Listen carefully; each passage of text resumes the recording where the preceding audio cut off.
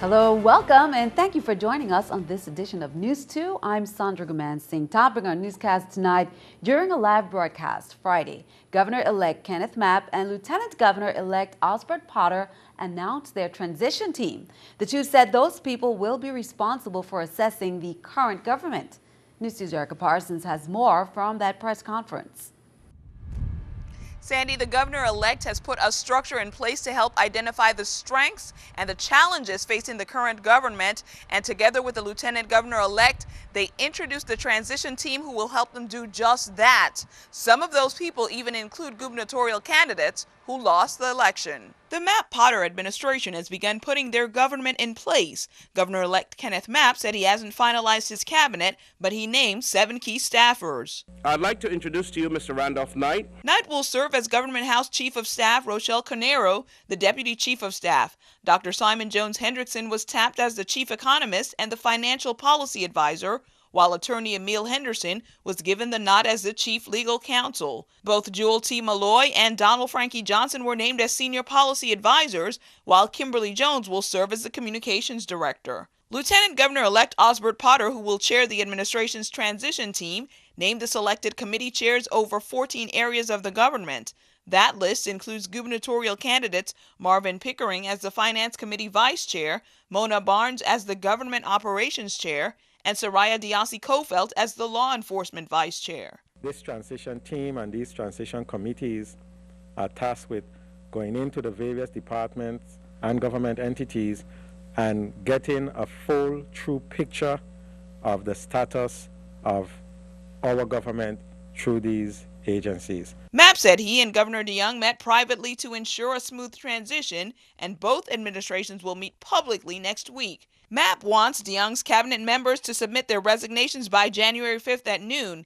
He said his administration will be one of transparency, and he's already promised senators copies of the financial reports his team provides. We are committed, and we have begun the process of meeting with members of the legislature and our new delegate to form strong relationships and alliances as we go forward in this difficult time. Now, Governor-elect Mapp said the St. Thomas Transition Office will be open Monday while they're still trying to finalize the St. Croix location.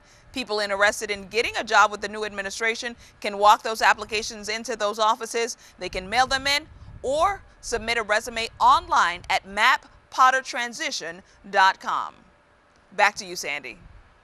Well, thanks for that, Erica. Former Senator Celestino White, Jewel T. Malloy, Jose Penn, and Frankie Johnson will also assist over the transition team. Governor-elect Mapp said he will begin introducing members of his administration's cabinet next week. Count on 2 to keep you updated. The 30th Legislature Committee of the Whole met on Wednesday in the Fritz Loett's Legislative Room, St. Croix, to receive testimonies regarding several rezoning amendments requests. Frederick E. Miller requested the rezoning of plot number 90 in La Grande Princess to create a self-contained tilapia farm. Henry Schuster requested that plot number 237 at Estate Glen be amended and rezoned in order to construct a fully automated car wash, complete with waiting room, detailed shop, oil change center, and self-service car wash area. Dennis McCluster requested that plot number 10A, Estate Castle Coakley, be rezoned to build a 2-story building for retail and office space. Outstanding Virgin Islanders were honored at a plaque ceremony today at the legislature on St. Thomas, some posthumously. Elroy George, Milton Newton, George Lewis Jr., Orville Brown, Emil Griffith, Terrence Alfonso Todman, William Henry Hasty Jr., and Charles Wesley Turnbull.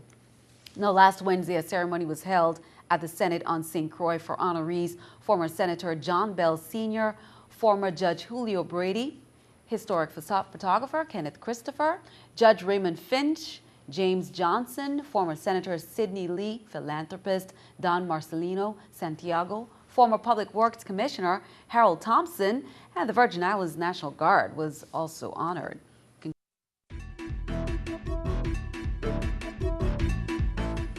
Well, it's time for our Carnival Corner. As we reported, a mini carnival at the Herbert Grigg Home for the Aged kicked off the majestic scene for Crucian Carnival 2014-2015 with the mini carnival last Saturday. Well, Miss Pearl of Herbert Grigg contestants They were part of the event as they competed to raise funds for the home through donations and selling popularity votes. The contestants were Anne Margaret Esprit, Akila Roberts, Karina Nibbs, and Cohen Berton Hassel, who are all employees of the home. The Miss Pearl title is bestowed upon the employee who brings in the most money through her fundraising efforts.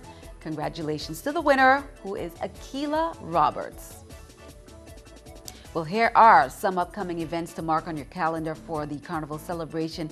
Coming up on December 12th, it's the Soca Monarch Preliminaries at the Christiansted Boardwalk. That's at 9 p.m. December 13th, it's the Christiansted Juve. That's planned at 5 a.m. at Bassin Triangle, and a Carnival Jam also scheduled. December 14th, it's the Carnival Princess Show, 3 p.m. at Island Center for the Arts, and the Monarch Eliminations later that night, 8 p.m. at Gertrude's Restaurant. December 21st, the Carnival Queen Pageant is going to be held at Island Center.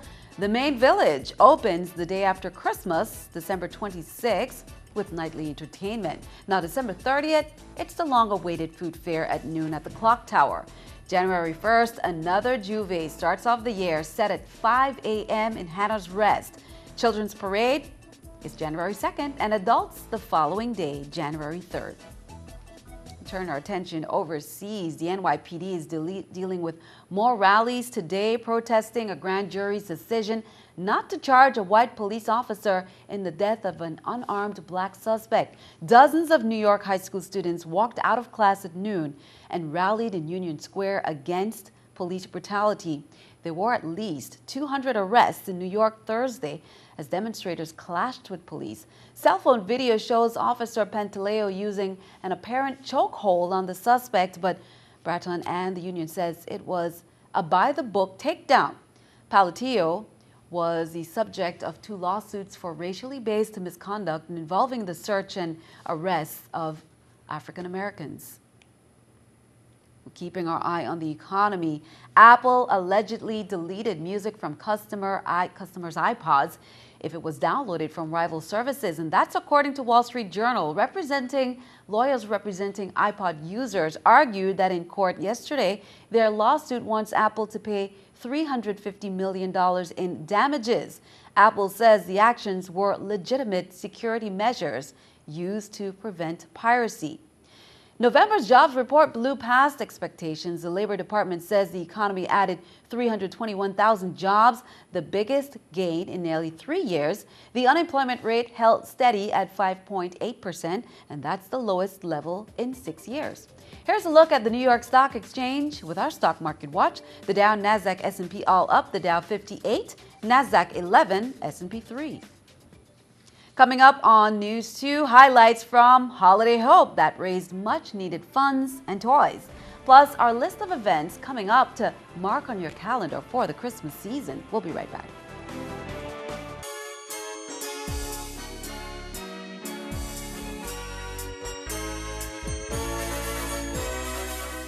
Time for our Christmas segment. As we get ready, a few Marines were spotted at the Palms at Pelican Cove Thursday night, helping Santa for Christmas. 2 St. Croix organizations partner every year with the soldiers to host Holiday Hope Toys for Tots. Attendees donate toys or money to support several initiatives. Holiday Hope is also supported by sponsors, a silent auction and a live auction.